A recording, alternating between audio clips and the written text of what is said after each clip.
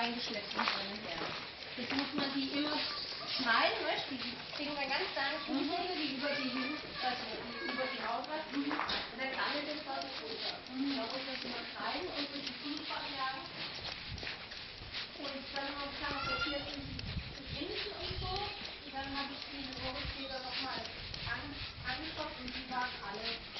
Also da ist der alte Bock drin, der ist erstens mal zeugungsunfähig und zweitens hat er so schlimme Füße, dass man dem gerade, dem schneiden wir nie die Klauen, weil dem können gerade das Bein absägen.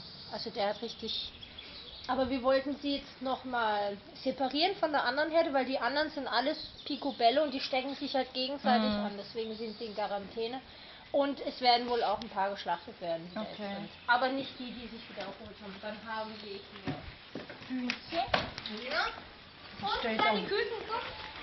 Aber ihr müsst reinkommen, die Tür zumachen. Schnell! Schnell!